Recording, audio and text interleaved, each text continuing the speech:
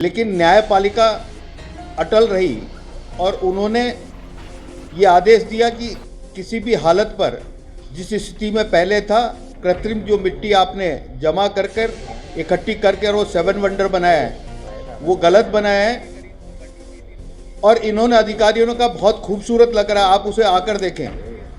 लेकिन जब न्यायपालिका की फटकार पड़ी और 17 तारीख को सुधांशु जी पंत को सुप्रीम कोर्ट के सामने वीडियो कॉन्फ्रेंसिंग के थ्रू जब उनको सामने जाना था, तो उससे पहले उन्होंने बहुत बड़ा एक्शन लिया और कलेक्टर से और यहाँ के सभी स्मार्ट सिटी के अधिकारियों से बात करी। तो उन्होंने माना कि निश्चित तौर पर अब तो हमको इसको तोड़ना ही पड़ेगा। तो इन्होंने सबसे पहले फूड कोर्ट को तोड़ने का काम किया, उसके बाद गांधी उद्यान को तोड़ने का काम किया और उसके बाद 7 वंडर को तोड़ नहीं रहे हैं। ये 7 वंडर जो हमारे गुलामी का प्रतीक है, उसकी मूर्तियों को उसको सबको संवार रहे हैं, उनको बड़े तरीके से निकालने का प्रयास कर रहे हैं कि और कहीं दूसरी जगह स्थापित कर दें। वरन इनको सोचना ये था कि इस वक्त भारतीय जनता पार्टी की सरकार है, ना कि कांग्रेस की सरकार है। और अगर इस प्रकार का वंडर कुछ बनाने ही थे तो स्वामी विवेकानंद हो, महर्षि दयानंद सरस्वती अल्लाबाई हो, इनके झांसी की रानी लक्ष्मीबाई हो, इनकी अगर मूर्तियां लगाई जाती तो मैं समझता हूं कि हमारे हित में होता। और इन लोगों को जिनकी जो 7 वंडर हैं, जो हमें हमारी गुलामी का याद दिलाते हैं, इनसे कहीं दूर हम चले जाते हैं। जो अनासागर जिस रूप में था, जिस तरह से था, उस रूप को बिगाड़ने का काम इन्होंने किया। इस अनासागर में पहले जब पानी आता था तो पहाड़ों से पानी आता था, ना कि सीवरेज का पानी आता था। और पहाड़ों का पानी एक शुद्ध जल होता था जिसको पीने के लिए भी काम लिया जा सकता था। लेकिन आज वो पानी सीवरेज का पानी होकर और एक जहरीला पानी बन गया है, जिससे दुर्दशा इस झील की हो रही है। साथ में झील को जिस तरह से इन्होंने पाटा, जिस तरह से उसको छोटा किया, छोटा करने से इस शहर के अंदर बाढ़ की स्थिति पैदा हो गई कि पानी का गैस जो पहले 16 फीट हुआ करता था, उसको 13 फीट पर लाकर इन्होंने छोड़ दिया।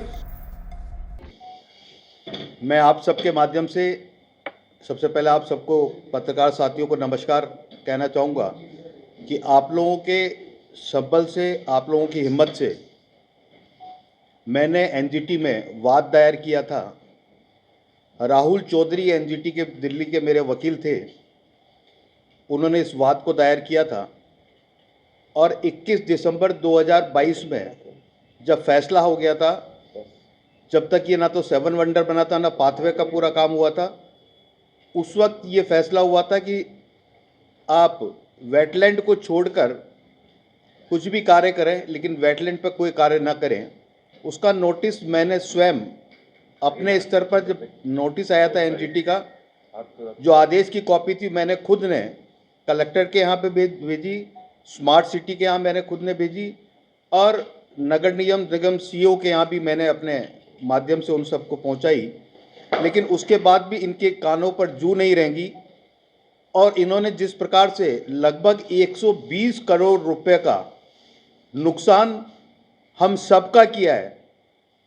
क्योंकि जो आदेश थे उसके बाद लोगों ने विभिन्न कोर्टों में जाकर वाद पेश किए, कोई सुप्रीम कोर्ट गया, कोई हाई कोर्ट गया, कोई कहाँ गया। लेकिन ये लोग अपनी बटरिंग वाली बातें कर इस कोर्ट को बहलाने फुसलाने का इन्होंने काम किया। लेकिन न्यायपालिका अटल रही और उन्होंने ये आदेश दिया कि किसी भी हालत पर जिस स्थिति में पहले था, कृत्रिम जो मिट्टी आपने जमा कर इकट्ठी करके वो 7 वंडर बनाया है, वो गलत बनाया है। और इन्होंने अधिकारियों ने कहा बहुत खूबसूरत लग रहा है, आप उसे आकर देखें। लेकिन जब न्यायपालिका की फटकार पड़ी और 17 तारीख को सुधांशु जी पंत को सुप्रीम कोर्ट के सामने वीडियो कॉन्फ्रेंसिंग के थ्रू जब उनको सामने जाना था, तो उससे पहले उन्होंने बहुत बड़ा एक्शन लिया और कलेक्टर से और यहाँ के सभी स्मार्ट सिटी के अधिकारियों से बात करी। तो उन्होंने माना कि निश्चित तौर पर अब तो हमको इसको तोड़ना ही पड़ेगा। तो इन्होंने सबसे पहले फूड कोर्ट को तोड़ने का काम किया, उसके बाद गांधी उद्यान को तोड़ने का काम किया और उसके बाद 7 वंडर को तोड़ नहीं रहे हैं। ये सेवन वंडर जो हमारे गुलामी का प्रतीक है, उसकी मूर्तियों को उसको सबको संवार रहे हैं, उनको बड़े तरीके से निकालने का प्रयास कर रहे हैं कि और कहीं दूसरी जगह स्थापित कर दें। वरन इनको सोचना ये था कि इस वक्त भारतीय जनता पार्टी की सरकार है, ना कि कांग्रेस की सरकार है। और अगर इस प्रकार का वंडर कुछ बनाने ही थे तो स्वामी विवेकानंद हो, महर्षि दयानंद सरस्वती अलाबाई हो, इनके झांसी की रानी लक्ष्मीबाई हो, इनकी अगर मूर्तियां लगाई जाती तो मैं समझता हूं कि हमारे हित में होता। और इन लोगों को जिनकी जो सेवन वंडर है, जो हमें हमारी गुलामी का याद दिलाते हैं, इनसे कहीं दूर हम चले जाते हैं। जो अन्ना सागर जिस रूप में था, जिस तरह से था, उस रूप को बिगाड़ने का काम इन्होंने किया। इस अन्ना सागर में पहले जब पानी आता था तो पहाड़ों से पानी आता था, ना कि सीवरेज का पानी आता था। और पहाड़ों का पानी एक शुद्ध जल होता था जिसको पीने के लिए भी काम लिया जा सकता था। लेकिन आज वो पानी सीवरेज का पानी होकर और एक जहरीला पानी बन गया है, जिससे दुर्दशा इस झील की हो रही है।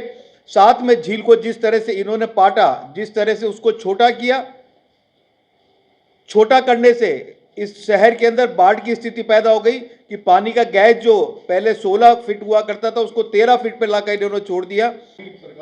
बिल्कुल ये बात हमने ऊपर तक पहुंचाई थी जब सरकार कांग्रेस की थी यहाँ पर और भारतीय जनता पार्टी की केंद्र में सरकार थी, तो केंद्रीय मंत्री आदरणीय भूपेंद्र जी यादव से मिलकर हमने बात करी थी। उसके बाद जो मैं वकील का नाम बता रहा हूँ, एडवोकेट राहुल चौधरी जो थे एनजीटी के एडवोकेट, उनसे हमने डिस्कस किया, भूपेंद्र जी ने भी डिस्कस किया, हम सब ने डिस्कस किया। लेकिन जब टीम यहाँ पर आई तो उस टीम के अंदर जिस प्रकार से उन्होंने नुमाइंदे भेजे, तो राजस्थान के 3 नुमाइंदे थे जो सरकार के इशारे पर चलने वाले थे। और उन लोगों को यहाँ की अजमेर के प्रशासनिक अधिकारियों ने उनको अच्छे से अच्छे होटल में ठहराया, उनको बोटिंग कराई और बोटिंग करा के उनको दृश्य दिखाया कि कितना अच्छा अन्ना सागर लग रहा है, ये चौपाटी कितनी अच्छी लग रही है, ये सेवन वंडर बना रहे हैं कितना अच्छा लग रहा है। ये दिखाकर हमसे जिन्होंने वाद दायर किया था उन सबसे किसी से भी ना मिलने दिया, ना बात करने दी। और उन्होंने उनको वापस विदाई दे दी उसी होटल से, आलीशान होटल से। और वो जाकर उन्होंने जिस प्रकार से जो मंशा कांग्रेस सरकार की थी, उस मंशा के अनुरूप उन्होंने वो लिखा और उसके आधार पर ये सारे कार्य हुए। जनप्रतिनिधियों की सहमति भी ये जितने भी कार्य हुए, इसमें हमारे विधानसभा के दोनों दक्षिण और उत्तर के जो विधायक उस वक्त हुआ करते थे, उनको किसी मीटिंग में नहीं बुलाया गया। इससे बड़ा दुर्भाग्य क्या हो सकता है। उनको इनके डिसीजन पावर, जब भी ये डिसीजन लेते थे, एक कुल्लड़ी के अंदर गुड़ फोड़ने का काम ये अधिकारी करते थे। किसी भी नेता से, किसी प्रतिनिधि से इन्होंने कोई वार्तालाप नहीं की, कोई बात नहीं कही। यहाँ तक कि प्रतिनिधि इनसे किनके पास जाते थे, इनसे बात भी करते थे, इनको कहते भी थे कि आप गलत कर रहे हो। लेकिन उन्होंने, क्योंकि वो उनके आंखों में कांग्रेस की पट्टी बंधी हुई थी, और उन्होंने इन प्रतिनिधि को, क्योंकि ये भारतीय जनता पार्टी के प्रतिनिधि थे, इनकी एक नहीं सुनी और अपनी मनमर्जी करी। कौन-कौन से अधिकारी हैं इसमें, नाम तो बता दीजिए। जितने भी स्मार्ट सिटी से जुड़े हुए अधिकारी हैं, जितने भी कलेक्टर उस वक्त आए और जितने भी कमिश्नर उस वक्त आए, वो सारे इसमें इन्वॉल्व हैं। जब तक ये कार्य चला, इन सब पे कार्रवाई होनी चाहिए। तो क्या आप रिकवरी का प्रयास कर पाएंगे क्या? बिल्कुल 100%। मैं पूरी जनता को कहना चाहता हूं कि ये पैसा हमारा पैसा है, हमारी जनता का पैसा है, इसको रिकवर करना चाहिए, ये रिकवर होना चाहिए। तौर पर ढलान से पानी वापस, आपने देखा होगा कि हमारे एक जिसे बोलते हैं अपन अन्ना सागर लिंक रोड है, अन्ना सागर लिंक रोड और अन्ना सागर के बीच में बिल्कुल भी सड़क को आप देख ले तो एक लेवल हो जाती है और पानी ऊपर से डाकने लगता है। इसका कारण सिर्फ यही है कि इन्होंने जिस तरह से इस अन्ना सागर को छोटा किया, इस अन्ना सागर का हनन किया और इसके साथ बलात्कार किया। मैं कहना चाहूँगा कि जिन अधिकारियों ने इस पर चांदी कूटी है, उन अधिकारियों पे कार्रवाई होनी चाहिए और उन अधिकारियों से पैसे वसूल करने चाहिए। और अब जनता को मैं कहना चाहूँगा, अभी तक जनता सड़कों पे नहीं उतरी, लेकिन अब सड़क पे उतरना चाहिए, क्योंकि ये पैसा हमारा खुद का जो टैक्स का पैसा है, उस पैसे से ये 120 करोड़ रुपए का सत्यानाश होगा। आज़ाद पार्क में जिस प्रकार से कॉम्प्लेक्स बना दिए गए, एक मकान बनाने के लिए आदमी जब जाता है तो उसे नक्शा पास कराना पड़ता है, टाउन प्लानर के पास जाना पड़ता है कॉमर्शियल नक्शा पास कराने के लिए। और आज़ाद पार्क में कॉमर्शियल दुकानें बना दी जिनका नक्शा पास नहीं हुआ, कॉमर्शियल कॉम्प्लेक्स बना दिए, मतलब कि स्पोर्ट्स के कॉम्प्लेक्स बना दिए गए। जो आज़ाद पार्क नाम हुआ करता था उस पार्क को इन्होंने बिल्कुल ख़त्म कर दिया। उसी प्रकार से मल्टी स्टोरी बिल्डिंग्स बनाकर इन्होंने हॉस्पिटल का निर्माण किया। क्या इनका किसी का नक्शा इन्होंने स्वीकृत करवाया? क्या इनका किसी का नक्शा पास कराया?